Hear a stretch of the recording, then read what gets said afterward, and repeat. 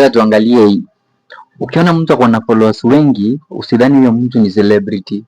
Ama ukadhani huyo mtu hizo followers yako naye ni real. Hapana. Kitu kingine, usione mtu ako na likes mingi ukadhani hizo like ni real. Although kuna zile zinaonga real na kuna zile zini fake. Na hizi huwa ni watu wanazinunua. Na unakuta kama 100 followers ni shilingi, unaweza kuta kuna platform inakupatia 100 followers na 3 shillings, nyingine 7 shillings, lakini si expensive. So unaweza kuta 100 shillings unaweza kununua followers wengi sana. Hapa tu Facebook.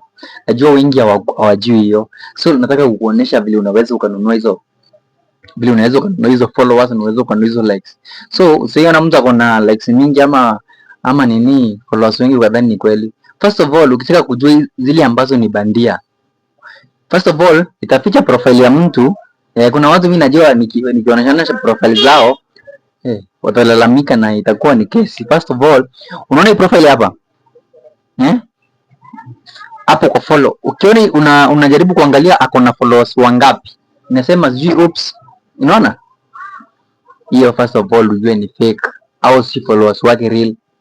Second thing, ukienda tu ku profile the same in case ifunguke, scroll, sawa, angalia ni kina nani wamemfollow. Ukiona yeye ni Mwafrika lakini amefollowiwa na wazungu wengi la wa Chinese, ama unaona hizo ama unaona hakuna profile pictures, unaona ni watu tu na majina lakini hakuna profile pictures, hawajaweka picha yote, picha yani hakuna profile picture, ni white tu peke yake, hizo pia unajua ni fake.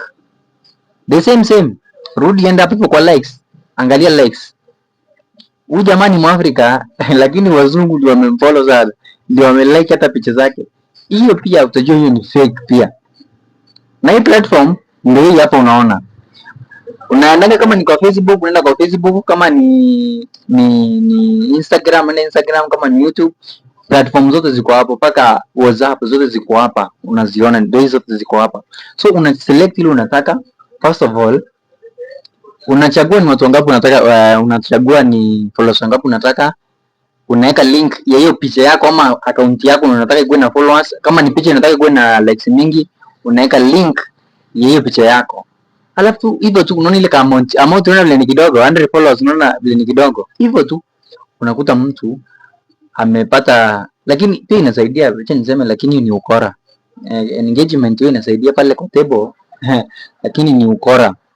Sawa. So kama unataka kukujua link hii hii website iko wapi, naweza kuonyesha. Okay?